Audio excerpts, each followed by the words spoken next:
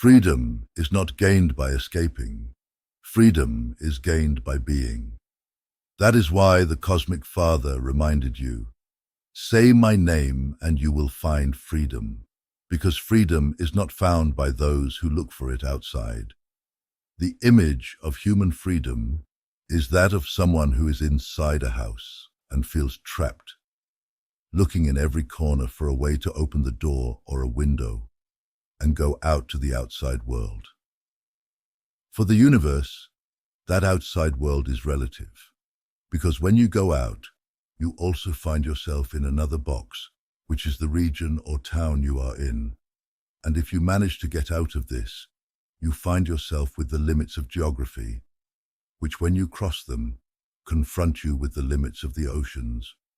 But if you learn to navigate them, you will look to the skies wanting to fly.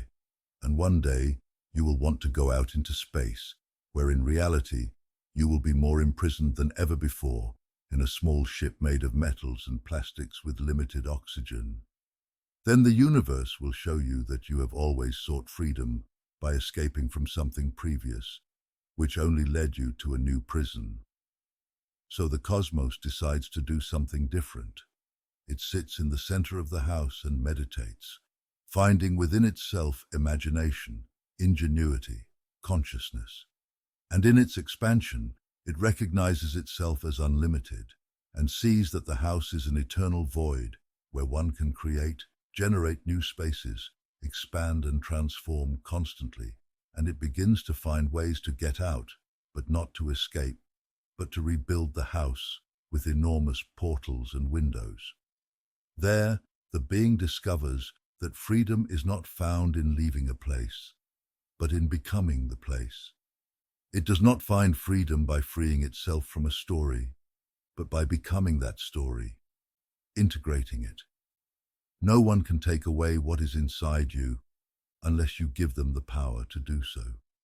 And yet you always have the possibility and inner freedom to take it back. There you find freedom, in recognizing that you are the one who decides how you feel and how you think, just as both decide how you act. Your spirit, your thought finds freedom.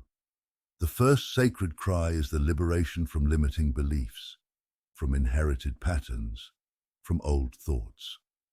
The second cry of freedom is that of the soul, your emotion, which finds itself free to feel, to express, to love unconditionally, free from all the weight of history.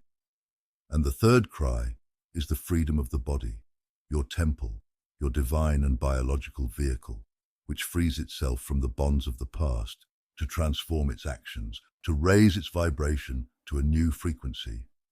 The three freedoms are the coherence that allows you to be the creator of your own freedom. You will never find freedom by running away from reality, but rather you will find it in your ability to transform it.